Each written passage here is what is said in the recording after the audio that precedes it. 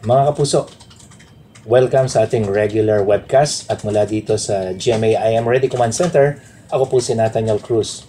Wala tayong bagyo nitong nakaraang linggo. Do we still expect tropical cyclone to enter the Philippine area of responsibility within the coming days? Yan po yung pag-uusapan natin. Magtutuloy-tuloy ba itong pag-ihip ng hanging amihan? And of course, yung effect of the intertropical convergence zone dyan sa Mindanao. Sa ngayon mga kapuso, ang hanging amihan ang nakakaapekto at nagbibigay ng mga pagulan dito sa extreme northern Luzon. Samantalang dito naman sa Mindanao ay ang intertropical convergence zone ang dahilan para magkaroon sila ng thunderstorm at mga rain showers. Maghapon po yan.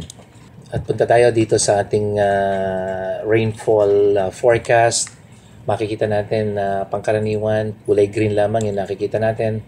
So, ibig sabihin yan, light rains ang dapat asahan sa malaking bahagi ng ating bansa, except dito sa may extreme northern Luzon, Batanes Group of Islands, dyan sa may Calayan, and of course dito sa may eastern section ng Luzon, sanhi ito ng posibleng convergence ng northeasterly wind flow at saka ng easterlies na galing dito sa may Philippine Sea.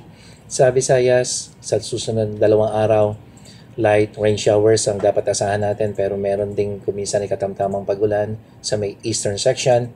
And of course dito sa Mindanao, dahil sa effect of the intertropical convergence zone, may mga pagulan natin at kuminsang katamtaman sa northern section dito sa may Davao region hanggang sa may Zamboanga Peninsula. Hanggang gaano katagal ang northeast wind flow dito sa extreme northern Luzon? Sa susunod na 2 araw, asahan na natin yung bahagyang hihina yung hanging amihan natin, lalong-lalo na pagdating ng Monday. Pero meron ka pa rin malalakas sa amihan, pero yan ay more to the western section ng ating Philippine area of responsibility. Rest of the country, ang basic wind flow ay easterlies. Mas mahihina yan pagdating dito sa may Visayas and Mindanao area. Monday and Tuesday, bahagyang lalakas at magiging prevalent na naman ang northeasterly wind flow, although magsisimula pa lamang yan.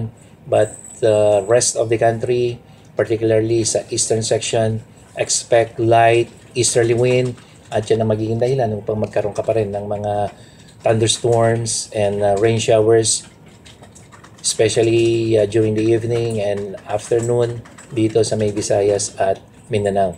Pero sa mga susunod na 4 na araw, wala po tayong nakikitang development ng isang posibleng low pressure area na mayroong maging bagyo, either outside or inside the Philippine area of responsibility.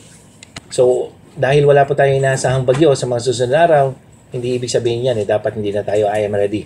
I am ready pa rin po mga kapuso, lalong-lalo na dyan sa may Visayas at Mindanao sa posibleng pagkaroon ng katamtaman hanggang sa may posibilidad na malakas na pagkulog at pagkidlat. So in summary mga kapuso, hihina bahagya itong ating northeast wind flow, pero magpapaulan pa rin yan dyan sa extreme northern Luzon.